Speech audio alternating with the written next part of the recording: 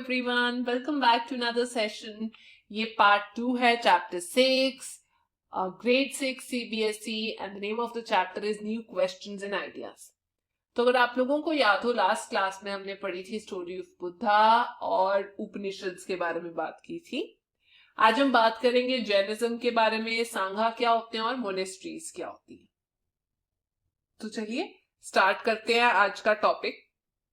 पहले आपको इंट्रोड्यूस करते हैं. फाउंडर तो नहीं कह सकते, बट जैनिज्म में 24 भगवान थे. ठीक है, तो जो 24वें भगवान थे उनको हम महावीरा के नाम से बुलाया जाता है, जिनके बारे में हम लोग आज पढ़ेंगे भी, जिनका बर्थ 2500 ईयर्स पहले हुआ था.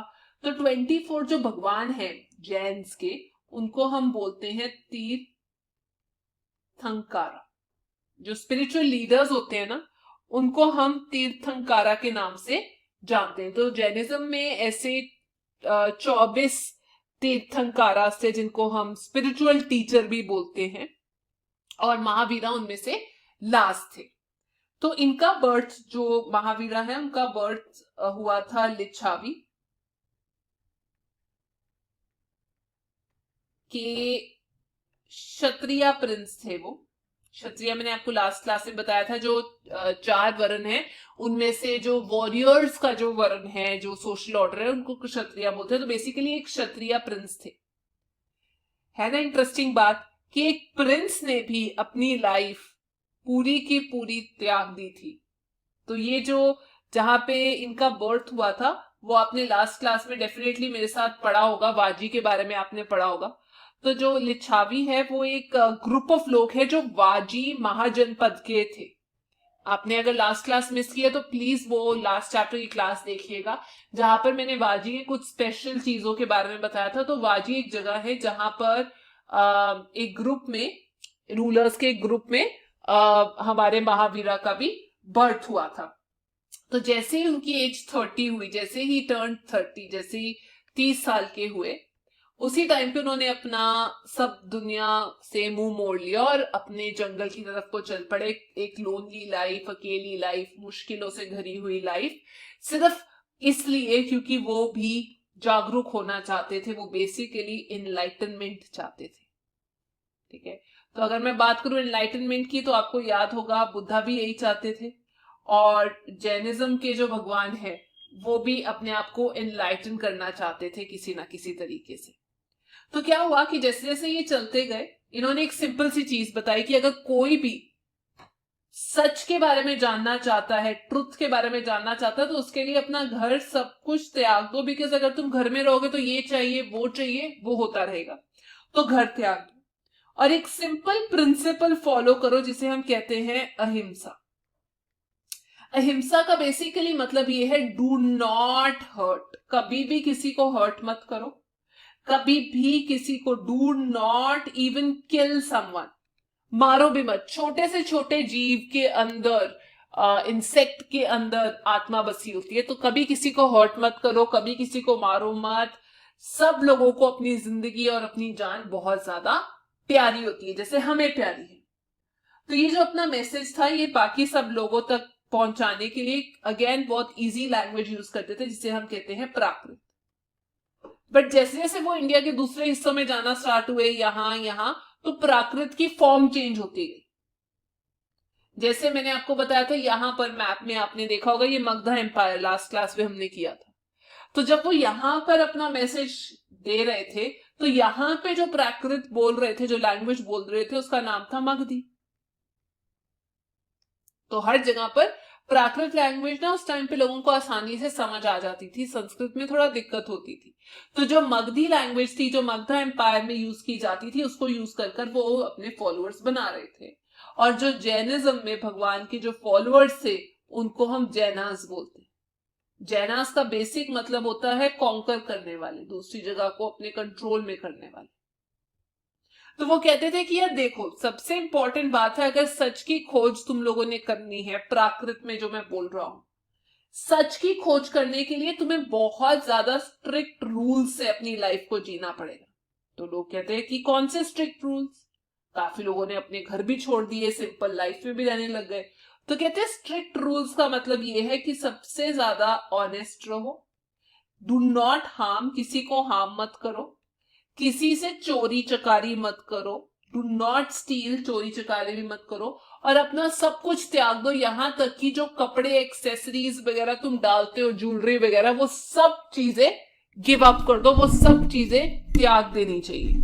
तो काफी लोगों ने इनको सपोर्ट किया, इनके पीछे पीछे घर छोड़ दिया, लड़का हो, लड़की हो, मेन हो, वुमेन हो, काफियों ने अपना घर छोड़ दिया ताकि वो जान सके, और मॉन्क्स या नन्स के तरीके से वो लोग रहने लग गए ग्रुप्स में। अभी मैं आपको बताऊंगी।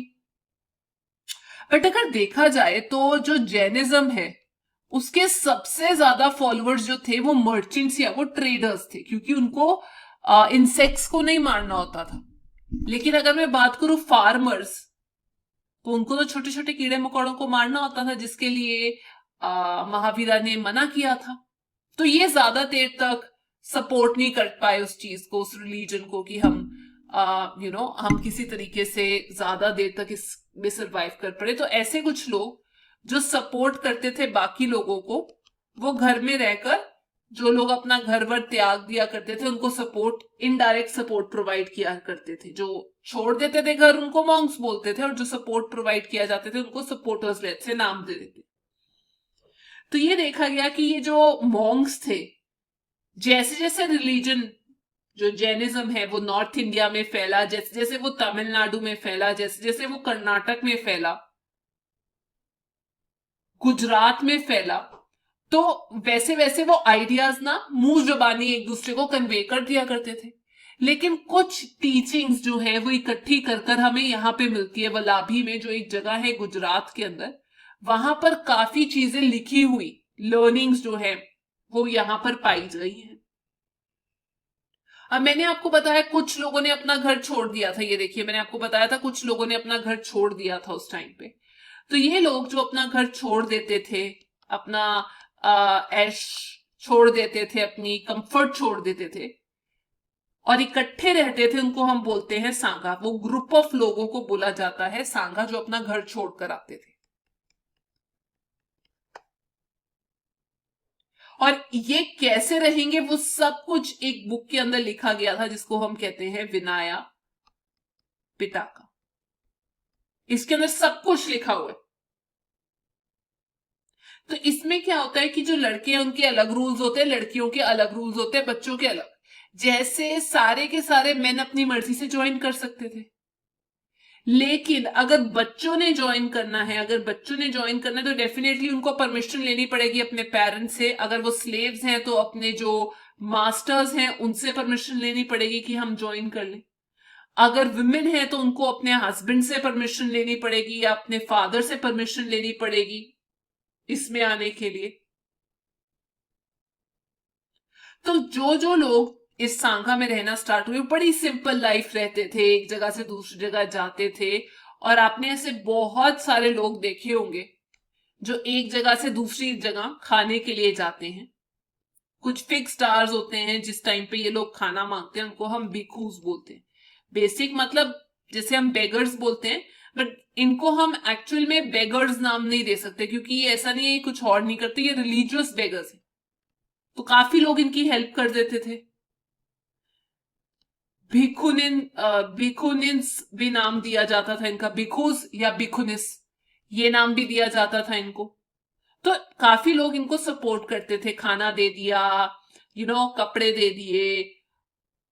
तो जो जो लोग इसको सांघा को ज्वाइन कर सकते थे, मैं आपको बताती हूँ, कोई भी ज्वाइन कर सकता था। ये देखिए, फॉर एग्जाम्पल सांघास के अंदर, ग्रुप के अंदर जो लोग अपना सब कुछ त्याग देते थे वो ब्राह्मण्स भी होते थे, जी हाँ। कुछ स्लेव जो लड़कियां होती हैं उनको कर्टिसन्स भी बोलते हैं, वो भी ज्वाइन कर सकते थे। बाकी जो लड़के स्लेव्स हैं वो भी ज्वाइन कर सकते थे, जो बार्बर्स हैं वो भी ज्वाइन कर सकते थे, जो लेबरर्स हैं वो भी आप देखेंगे इसके अंदर ज्वाइन कर सकते थे। ये आर है, मैं दोबारा लिख देती हूँ। ऐसा नहीं है कि अनटचेबल्स या हम लोग उनको मना कर देते थे, नहीं, हर टाइप के लोग इसको ज्वाइन कर लेते थे। लेबरर्स हैं, क्षत्रियाज हैं, वो भी इसको ज्वाइन कर सकते थे, मर्चेंट्स भी ज्वाइन कर सकते थे, ट्रेडर्स वगैरह। बट ये है कि लाइफ को बहुत सिंपल तरीके से जीना पड़ेगा, जो जो बुद्धा ने बोला है उसको फॉलो करना पड़ेगा, ठीक है ना। महावीरा ने भी बोला, बुद्धा ने भी घर छोड़ने की एक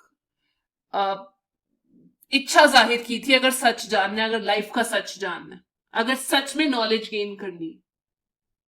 तो ये जो लोग बाहर निकल जाते थे वो सांघा बन जाते थे, इनका एक ग्रुप बन जाता था, और फिर वो पोएम्स या टीचिंग्स कंपोज कर कर सुंदर तरीके से लिखा करते थे, लाइफ एक्सप्लेन किया करते थे सांघा की कैसे होती है। इस सब से हमें यह पता चलता है कि इनको रहने की भी जगह चाहिए होगी। Where did they live? मैं आपको बताती हूं, जब बुद्धिज्म और जैनिज्म के लोग जो हैं एक जगह से दूसरी जगह जाते थे लोगों को पढ़ाने के लिए, सिखाने के लिए, तो उनके कोई परमानेंट जगह नहीं होती थी।